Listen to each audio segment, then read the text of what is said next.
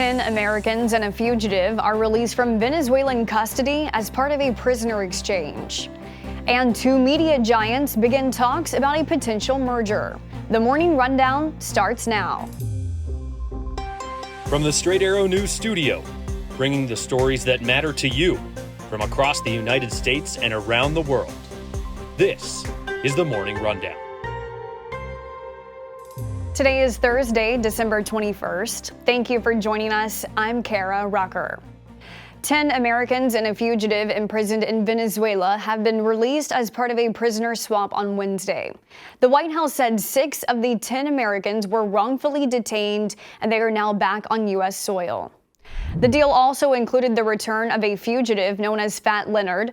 Malaysian businessman Leonard Francis fled to Venezuela in 2022 while under house arrest in San Diego after pleading guilty to what is considered to be one of the biggest bribery scandals in U.S. Navy history. Francis admitted he offered more than $500,000 in cash bribes to Navy officials so they could steer business to his company in Asia.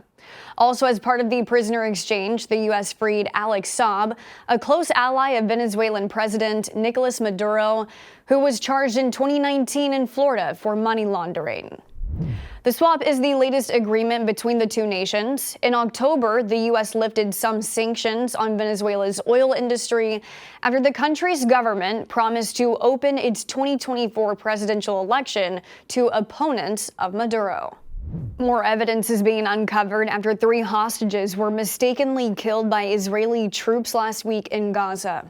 The Israeli military said late Wednesday that the voices of the 3 hostages could be heard on video that was recorded approximately 5 days before the shooting, but recovered a few days after. The military said the video was captured on a GoPro camera that was attached to one of its dogs. The dog was sent into a building and was killed by Hamas militants, but the camera kept recording.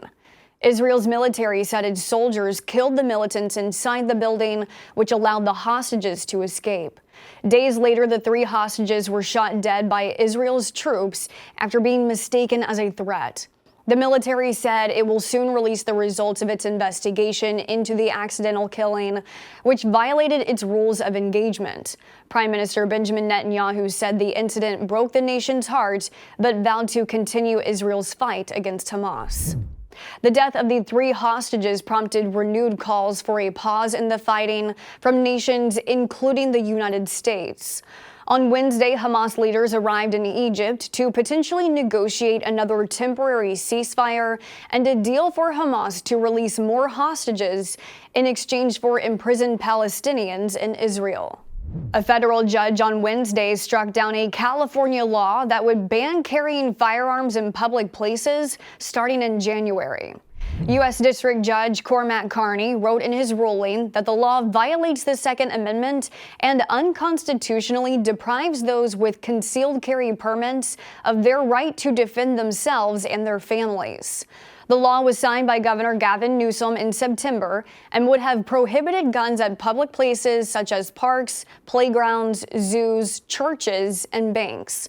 Judge Carney calling the law, quote, repugnant to the Second Amendment and openly defiant of the Supreme Court.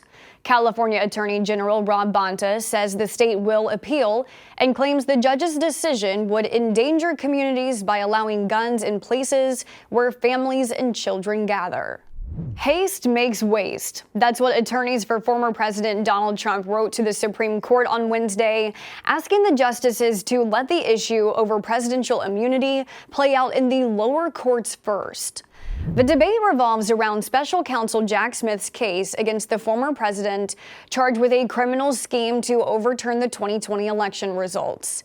Trump's team says he cannot be prosecuted for trying to overturn the election, arguing former presidents cannot face criminal charges for alleged conduct related to their responsibilities while in office. Last week, Jack Smith urged the Supreme Court to rule on Trump's claim in an expedited manner before lower courts have a chance to, saying it is of high public importance. Trump has pleaded not guilty to the charges, and as of now, a trial date is set for March 4th. Warner Brothers Discovery and Paramount are in talks of a potential merger, according to multiple reports.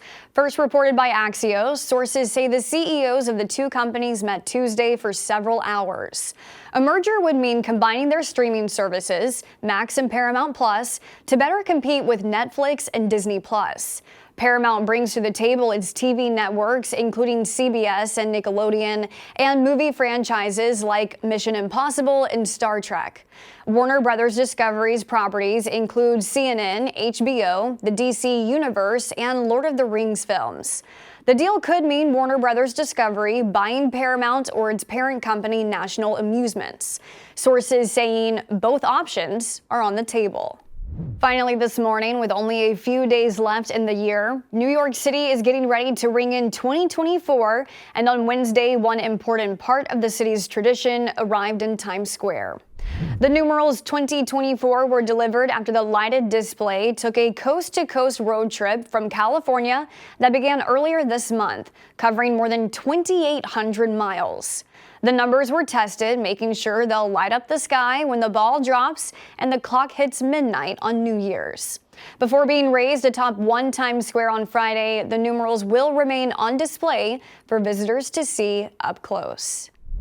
These are your top stories for this Thursday. You can now connect with the Morning Rundown in a variety of ways, including subscribing to our podcast or signing up for our newsletter. Just go to san.com/rundown for more details. Unbiased, straight facts, that's Straight Arrow News. We'll see you back here tomorrow. Until then, I'm Kara Rucker. Have a great day.